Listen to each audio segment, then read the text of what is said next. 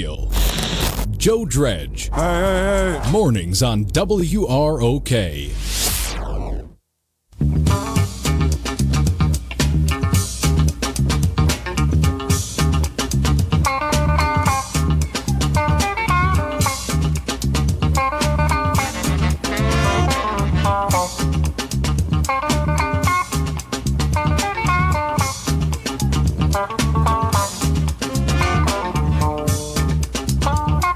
Over 95 years in the books and still on top. This is Rockford's News Talk 1440 WROK. 7 minutes after 7. News Talk 1440 WROK. It's a snow globe of a Monday morning. That is. I just saw you looking out your back window at it. It's our back 40 here is a snow globe. Yeah, we're getting some inches here. Yep, no getting around that one at all, which is probably why that winter weather advisory is in effect this morning. Yeah. That goes until noon. When did it kick in? Overnight at some point? Yeah, we had a thunderstorm advisory yesterday into evening, and that flipped over to a winter weather. I did see some... Which that thunderstorm the other night was crazy enough. I saw some thunder snow on my way home last night, too. Oh, wow. Yeah, Jim Cantori wasn't near me, so thank God. That's a shame, because he goes nuts for lost it.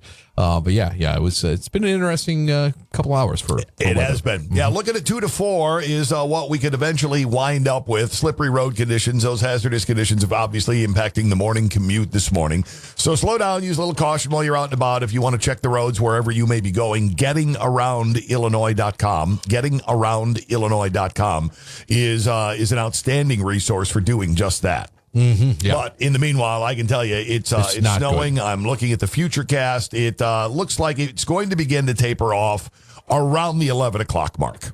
Okay. 11? That's what it says here, with the peak of it coming between 9 and 10. So we haven't even seen the heaviest that we will see, at least according to the prognosticators here. Okay. But we'll see how that all shakes out. Daytime high today, expected to be 34. Clouds, snow, that sort of thing. Tomorrow, by the way, 17 tonight for the low. Tomorrow and Wednesday, we're looking at all sunshine. Tuesday's 41, Wednesday's 38. We're back to clouds and snow on Thursday at 34 and Friday at 30. Okay. That's there's your weather in a nutshell. Strap in. It's going to get weird. It's going to get weird. Yeah. You know what else would be weird? Hey, real quick, I just want to add one note. I know a lot of you like to call in and talk and chat in the morning. If you try to call us, it's not going to work. Our phones are out this morning. Not just to the studio, to our building. To the whole building. To the whole building. Oh, good. So, luckily we don't take many calls around here. No one needs to call a radio station. One person who right now is in the midst of his fourth backflip, Dave. Right. Dave and Steph are doing cartwheels right now. Who handle the phones up front. They handle the phones up front. To them, this is just like, they woke up to a bag of treats sitting on the end of the bed for them. They're mad I've already called our engineering department. Yeah, why, Joe? Why? One day of peace, Joe. You can't let us have one day. No. A Monday, too? That's a great day not to have a phones. Monday, too. Yeah. So anybody who's tried to call going, hey, what the hell's that? Boy, those guys are rude. No, it's the phone system. Assuming you probably get a busy signal if you call right now. I haven't even tried, so I don't know. Being here, there's very little need to call. Something weird in the financials is going on. I heard about this dropping over the weekend with more piling on. You imagine you're over in Russia and you decide, hey, that bottle of vodka, let me whip out my Visa and pay for that. No, it's been declined. Well, what's wrong with my Visa? Well, there's nothing wrong with your Visa except you're in Russia and Visa and MasterCard have suspended operations. Oh, that's significant. Yes, it is. That is very significant. Yep. Saturday, they came out with this latest blow to Russia's financial system after this Ukrainian mess. This is a little different than them not being able to watch the Batman movie. Pretty much. Yes. Yep. MasterCard said cards issued by Russian banks will no longer be supported by their network, and any MasterCard issued outside the country will not work at a Russian store or a Russian ATM. So Visa's cutting off all cards that were issued in the country, and MasterCard's cutting everybody off. They're doing this in conjunction. Oh, they're doing it together. Yeah, doing it in conjunction. Okay. Yep. MasterCard in a statement, we don't take this decision lightly, adding they made the move after discussions with customers, partners, and governments. Visa says they're working with clients and partners in Russia to cease all Visa transactions over the coming days. Oh, boy. Visa Chairman Chief Executive Officer Al Kelly, quote, "We are compelled to act following Russia's unprovoked invasion of Ukraine and the unacceptable events we have witnessed." The twin suspensions were announced within 16 minutes of each other and followed a private video call earlier in the day between President Zelensky of the Ukraine and American lawmakers. During the conversation, Zelensky asked us to turn off MasterCard and Visa for Russia. Brad Sherman, Democrat from California, tweeted, "I agree." MasterCard and Visa obviously did as well. They made their announcements. Earlier in the week, they had announced more limited moves to block financial institutions from the networks that serve as arteries for the payment system. Russian people have been hit hard by heavy sanctions and financial penalties that have been imposed basically around the world. Yep. So, since the invasion of Ukraine, the value of the Russian currency, the ruble, has plunged by more than a third. That's pushing up inflation in Russian households, and all that fear has helped cause long lines at the ATM. Mm-hmm. Well, if you were thinking about maxing out the credit card at the ATM to put cash in your hand, you can't. Man. Energy giant BP selling its stake in Russian companies. Harley-Davidson has halted all product shipments to the country. Moves by Visa and MasterCard could make real differences in their bottom line. Russia accounted for 4% of all of Visa's net revenue in its last fiscal year, including money made from domestic and cross-border activities. Ukraine accounted for about 1%, Visa said in a filing with securities regulators. MasterCard says about 4% of their net revenues last year came from business conducted within, into, and out of Russia. 2% was related to Ukraine. Okay. Now, American Express has jumped on.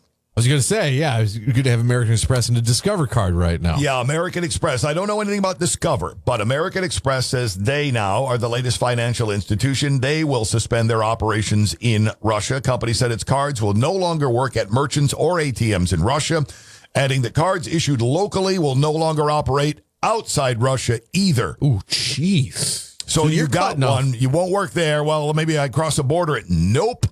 Or if you got one from Russia 4 years ago and you're currently living in Brazil. It doesn't, then you're out. You're out.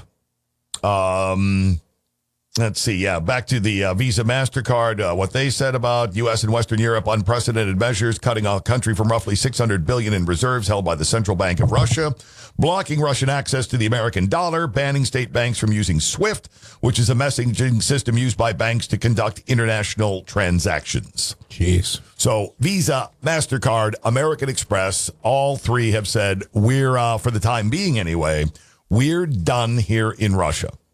We talked about with a lot of these bans or whatever you want to call it, going towards Russia, about not necessarily this attacking the right people. Is this too much of a punitive damage towards the Russian people, as we've discussed, many of whom do not agree with what's happening as well? Yeah, 13,000 of them found themselves in jail over expressing doubts about the war publicly. Mm-hmm. So you see Russian police are stopping people and looking at your phone? Doing what? Looking at your phone? No. You're looking at your phone, going through your messages, seeing what you have to say to other people? Oh. Yeah, that's a different take. You sure that's not Canada? No, not this time. Okay. Not this time. Right. This is Russia. Well, maybe Canada's doing it too, but they got it from Canada. Yeah, they got the idea from Canada.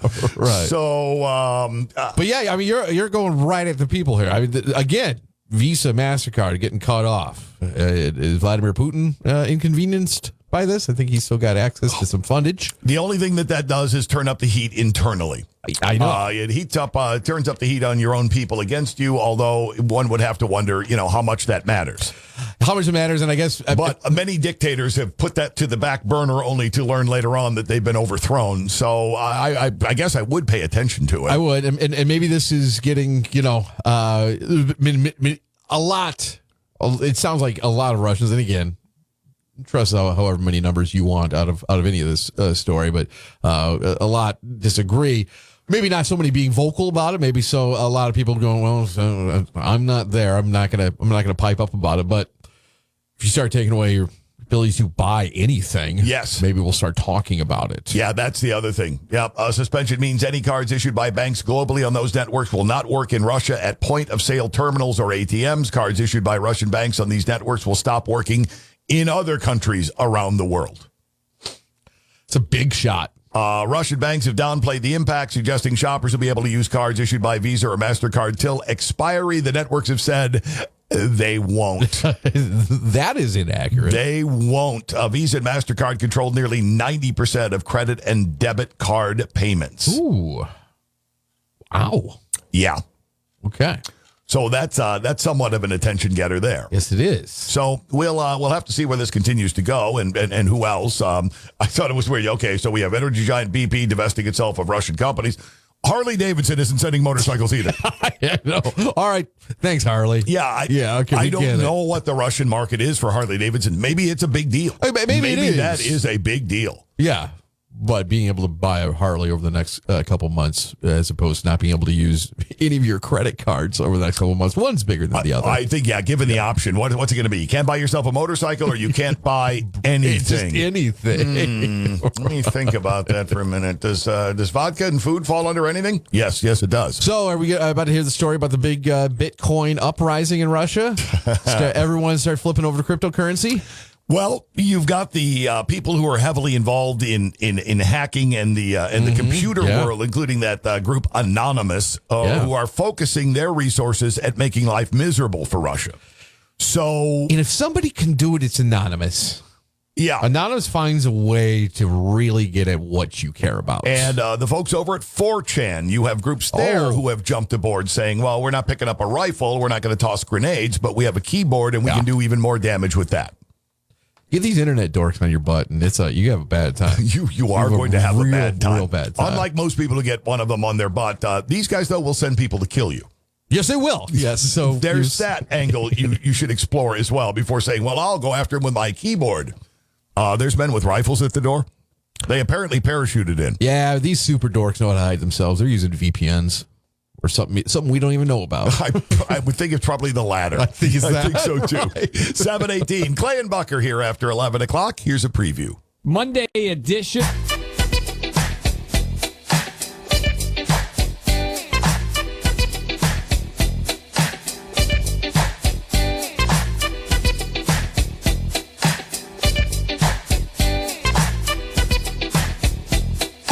Over 95 years in the books and still on top. This is Rockford's News Talk 1440 WROK. It's 7:35 now. News Talk 1440 WROK, where Rockford's a snow globe this morning. Snow showers and 31 is where we sit with a winter weather advisory in effect until noon today.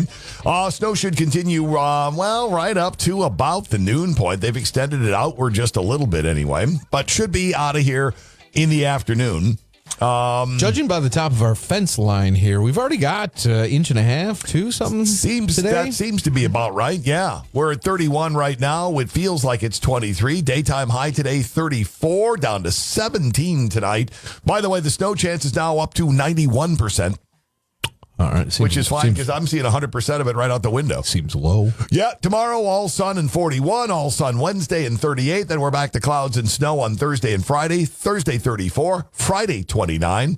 Be ready for tonight, though. We dropped down to 17 for an overnight low before hitting 41 tomorrow with sunshine. Okay. There you go. As we discovered just off air, happy Casimir Pulaski Day to everybody. Yes. Did you get Casimir Pulaski Day off when you were in school? Never recall that happening. Okay, so I don't know that it wasn't going on, but I don't remember it. Okay, because I'm in like a very narrow window of kids that got Casimir Pulaski Day off. I think every year I was in high school. You got it off? Yeah, I think all 12 years of school, I had Casimir Pulaski Day, and I would wager to bet, and I would throw myself into this group before I looked it up. I would say 98% of us that had Casimir Pulaski Day have no idea who Casimir Pulaski is. When I was a kid, it used to drive my father nuts, and then when I became a father of school-age children, it drove me nuts. It's a famous person. Let's take the day off and learn nothing about them. Yep. And my kids hated it because there were a few times over the years when they had President's Day or something else off. I'm like, well, we're going to learn about them here at home. Yeah. And the kids were not fond of my Casimir Pulaski lecture either. Oh, man, you had to do some research to find out. I did. Father of the American Cavalry. Yes. Nothing short of Father of the American Cavalry. Very good. Saved George Washington's life during the Battle of Brandywine. Hey. His very first engagement. Oh, really? I didn't know that. He'd never been around bullets flying before, and he saved none other than George Washington's life. Pretty good. The cornerstone of his monument in Savannah, Georgia, laid by the General Marquis de Lafayette in 1825. All right. 230 years after his death in 2009, the Congress proclaimed him to be an honorary United States citizen. Good for him. Yep. He earned it. The annual Pulaski Day Parade on Fifth Avenue in New York City has been a tradition for 80 years, beginning in 1937, and Pulaski County, Missouri, is named after him. Okay. That, and there's a whole bunch more. I gave the kids a quiz, and it'll all be in their book someday about what a crappy father I am. Are banks closed today? I don't think so. I don't think so either. No, okay, no, this no. is an he doesn't get the full. He gets penciled in. He's penciled. Okay. Yeah. No calligraphy for Casimir Pulaski. Although he deserves it. According to the Wikipedia page, banks in Illinois may close for the holiday if they feel like it. If you feel like you have a especially Polish group of workers that need to celebrate their founding father. There. Right. Well, Polish or not, you should be proud of him. The guy was a pretty amazing guy. A Polish nobleman, soldier, military commander, and father of the American cavalry. So pretty cool. Yeah, absolutely. Buffalo, New York also acknowledges Pulaski Day, but they hold it in the middle of July for some reason and have an annual parade. Grand Rapids, Michigan hosts a Pulaski Day celebration annually, the first full weekend in October. In recognition of the general and Polish culture in general. A lot of good Polish celebrations going on. Yeah, absolutely. Did not last very long. Killed at age 34 in battle. Wow, he kept going out. Yep, kept going out. Impressive. So, Casimir Pulaski Day, just in case, you still had to go to school. Still had to learn a little bit about him. Good. There you the go. most I've ever learned about him. That'll hold you over till next year. We go over this all over again. Because I guarantee you by tomorrow I'll forget this. Totally. Yes. All right. Switching gears over to the movies. Let's see. Batman, your number one film at the box office. I'm sorry, Riles. The Batman? Yeah, you're right. It's The Batman. I don't know. I was going to go see it in Moscow, so I'm a little fuzzy on things. You're fine. The Batman made $128.5 million at the box office to become your undisputed number one at the box office champion over the weekend. Uncharted at $11 million. Okay. A movie called Dog at $6 million. Spider-Man No Way Home still up there at number 4. Wait, a movie called Dog? Have you not seen the 19 million ads Channing Tatum? Channing Tatum? Yes, Oh, yeah, I saw with the it. dog. Okay, Yeah. all right. Death on the Nile, Sing 2, Jackass Forever, Cyrano Scream, and Marry Me. Oh. It cracks me up. Marry Me made $530,000 over the weekend. Those with access to Peacock can watch it for free. Right at You home. can watch it for free at home if you want to. Are there even commercials in it? No. It's Ran full just on. straight through? Straight through. Okay. Nothing. All right. Nothing. So anyway, that was a pretty good one. $128.5 million is pretty good. They'd expected a debut in the $90 million range. Okay. It's $100 million shy of Spider-Man's $260 million opening weekend in December. Wow. Man. DC just can't catch a break. No. About $200 million to produce the film and millions on marketing and distribution. A lot is riding on this one. Future films and an HBO Max spin-off series both have been planned, so we'll see how that goes. Of course there's a spin-off series. Why wouldn't there be? If you don't have a spin-off series, why even bother make the movie? Right. Over the weekend, saw 2 films. Oh, really? Yeah, I looked at Spencer. I'm like, dude, this is like back-to-back weekends. We've knocked out 2. He and I have knocked out 2 movies together. Yeah, you are movie watching. Yeah, it's been maniac right now. Yeah, it's been hot lately around the house. It'll go ice cold here coming up soon. But lately, it's been hot. The 2 films we watched in order were The Kingsman. Oh, yeah, okay. Because we saw the first The Kingsman and second one and all that. I've enjoyed the Kingsman series of films. I've only seen the first one. I really, really liked it. And I intend to watch the other ones. Very, very good, especially for anybody who digs history. If you don't dig history, it won't shove you away. If you do love history, it will bring you further in. You'll understand some things. Well, yeah, and how they use real historical events and add a little fictional spin to them. The events leading up to World War I and some other things in the founding of the organization. The Kingsman begins with the King's Man. When does, what's the time era for this? It starts 1914, give or take. Okay. World War I. Okay. Beginning of World War I. And, very, very good. A lot of money spent, a lot of money showed up on the screen. They spent it. I thoroughly enjoyed that. Is everybody coming back for all these sequels? Did somebody die? Well, this is a prequel. Not in the movie, but I think in real life. Did somebody die in real life? Maybe so. Maybe. Okay. But this is a prequel to the films that have already been released. So this is before anybody else who was in any of the other ones is in the series. Okay, so we could bring back people that maybe passed away. Could be. Yeah, okay. Could be. And then Spencer had been wanting to watch this, and I didn't, but I had nothing else going on. I'd finished my chores around the house, and I'm like, all right. Couldn't say no. I'll watch Dune with you. Oh, did you watch all of Dune? Every minute of it. Okay. Every minute of it. Which, by the way, Dune, I did not realize, because I don't generally pay attention to these sorts of things. Huge in the Oscar nominations. By the way, the Rotten Tomatoes, 83%. It's pretty high. Audiences really, really seem to dig it. I had a hard time judging anything by audience reviews for Dune, because the fan base for Dune is so rabid. And yeah, but they're not enough to support a film of this scope. Not like Lord of the Rings fans. Correct. They're a drop in the bucket compared to Lord of the Rings fans. You could almost see where the fans could propel a movie to huge success. I don't see that happening with Dune as much. Okay. And I remember the one that came out in '84 that had Sting in it that was just god-awful and unwatchable. Okay. All right. And I'm thinking, really? Okay, all right, let's check this out. And it's a lengthy film. 240? Let me look here. 156. Yeah, 156 minutes. So, 2 hours and whatever. It was worth it. It was? I didn't think I would like it, and I kind of went into it thinking, all right, what is this weirdness? Yeah. Was heavily drawn into it. Okay. The performances by the actors are off the charts, which is why the film has been nominated for Best Picture, Best Cinematography. It looks great. It's astounding looking. And if you give it a chance, I would recommend at some point subtitles, just so you can pick up on the dialogue. There's a lot of quiet dialogue. A lot of quiet dialogue, and there's a lot of... Have you seen it? I started it, and I was in the wrong frame of mind.